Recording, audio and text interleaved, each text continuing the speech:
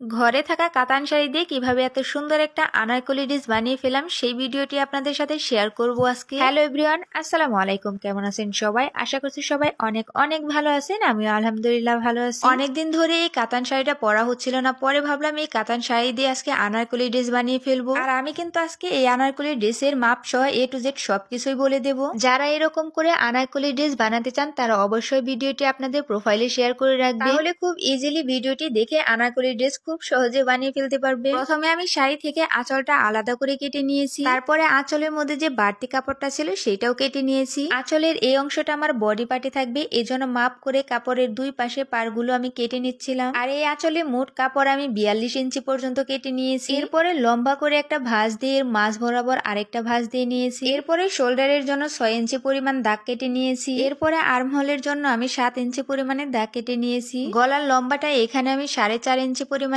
দিয়েছি। এখানে আমি ফুল বডিতে 9.5 ইঞ্চি পরিমাণে দাগ কেটে নিয়েছি এবং বডির নিচের দিকে আমি 9 ইঞ্চি পরিমাণে দাগ কেটে নিয়েছি। মাপ অনুযায়ী সব জায়গায় আমি ডাবল করে দাগ কেটে নিচ্ছিলাম, যাতে করে অপর পাশটাও এরকম করে দাগটা উঠে যায়। তারপরে সেই দাগ অনুযায়ী কেটে নিচ্ছিলাম। তালপাট কেটে নেওয়ার পর তারপরে পেছনের অংশটা আমি 2.5 ইঞ্চি পরিমাণ লম্বা করে কেটে নিচ্ছিলাম। আর এই উপরে বডি পার্টের জন্য আমি ফলস কাপড় ব্যবহার করব, সেজন্য এখানে আমি হাফ গজ পরিমাণ ব্লাউজের কাপড় নিয়েছি। এরপরে মাপ অনুযায়ী শুধুমাত্র আর্মহোলের অংশটা কেটে নিচ্ছিলাম। এরকম করে ফলস কাপড় লাগালে গলার মধ্যে যে আলাদা করে এক্সট্রা কাপড় লাগাতে হয় সেটা লাগাতে হয় না। এখন আমি হাতার কাপড়টা কেটে নেব। এইখানে আমি হাতার নিচের অংশে শাড়ির পাটটা রেখেছি। এটা অনেকটা লেসের মতো দেখা যাচ্ছিল। তাছাড়া আনারকলির যে নিচের অংশটা থাকবে সেই অংশটাও কিন্তু এরকমই থাকবে। বডির মাপ অনুযায়ী হাতার অংশটা আমি দাগ কেটে নিয়েছি। এখন আমি সেই দাগ থেকে 1 ইঞ্চি পরিমাণ বেশি করে কেটে নিচ্ছিলাম, কারণ এই অংশটাই সেলাই পড়বে, এজন্য একটু বেশি করে কেটে নিয়েছি। এখন আমি বডির উপরের পাটের সাথে হাতাটা সুন্দর করে সেট করে নিচ্ছিলাম। এটা কিন্তু আমি চারপাশে সেলাই সহ হাতাটা সুন্দর করে লাগিয়ে নিয়েছি। বডির উপরে পাট মোটামুটি শেষ হয়ে গেছে,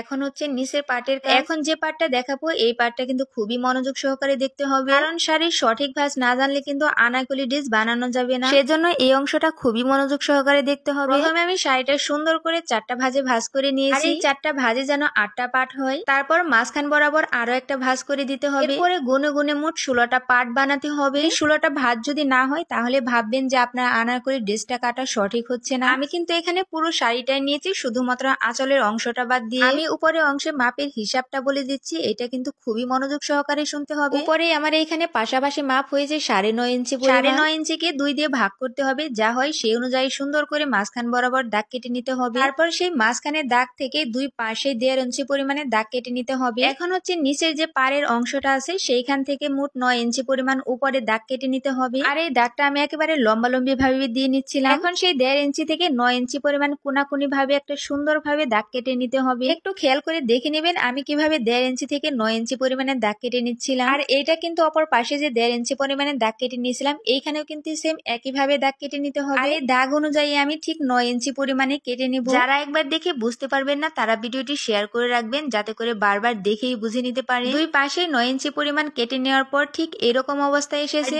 যে অংশটা কেটে নিয়েছি এই অংশটা সেলাই করারও কিন্তু আলাদা প্রসেস আছে, আমি একটু দেখিয়ে দিচ্ছি এটা সেলাই করার পর কিরকম দেখা যাবে। সবগুলা কাটা পার্টি আমি একটার উপর আরেকটা দিয়ে দিচ্ছিলাম। সেলাইটা কিন্তু এই 9 ইঞ্চির উপর পর্যন্তই রাখতে হবে। প্রথম থেকে একেবারে লাস্ট পর্যন্ত সেলাই কিন্তু একেবারেই করা যাবে না, শুধুমাত্র যে পর্যন্ত কাটা আছে সেখান থেকে সেলাই করতে হবে। আমি কিন্তু এক এক করে সবগুলো পার্টি এরকম ভাবে সেলাই করে নিচ্ছিলাম। অনেকে হয়তো ভাবেন পেটিকুট যেভাবে সেলাই করে সেভাবে সেলাই করতে হবে, এরকম ভাবে কিন্তু একেবারে সেলাই করা যাবে না, তাহলে নিচের যে পাড়ের অংশটা আছে সেটা নষ্ট হয়ে যাবে। এটা দেখতে তো ভালো হবেই না, ঘেরও অনেক কম হয়ে যাবে। সম্পূর্ণ অংশটা আমার সেলাই করা হয়ে গেছে। এখন আমি বডির অংশের সাথে এটা সুন্দর করে সেট করে নিচ্ছিলাম। পাটের সাথে বডির অংশটা লাগানোর পর ঠিক এরকম অবস্থায় আসছে। সম্পূর্ণ জামাটা সেলাই করা হয়ে গেছে। এখন আমি হাতার দিকে ডাবল সেলাই করে দিচ্ছিলাম। আর এইটা বানানো কিন্তু খুবই সোজা, খুবই অল্প সময়ের মধ্যে বানানো হয়ে যায়। আমার এই আনারকলি ড্রেসটা বানাতে কাটতে এবং সেলাই করতে মোট 1 ঘন্টা পরিমাণ সময় লেগেছে। আর এই আনারকলি ড্রেসটা কিন্তু যে কোনো অনুষ্ঠানে পরা যাবে, বিশেষ করে বিয়ে বাড়িতে এরকম শাড়ি পরার চেয়ে শাড়ি দিয়ে আনারকলি ড্রেস বানিয়ে পরা গেলে কিন্তু খুবই কমফোর্টেবল হয়। যারা প্রথম থেকে শেষ পর্যন্ত ভিডিওটি দেখেছেন তাদেরকে অনেক অনেক ধন্যবাদ। আজকে ভিডিওটি এই পর্যন্ত। সবাই ভালো থাকবেন, সুস্থ থাকবেন। আল্লাহ হাফেজ।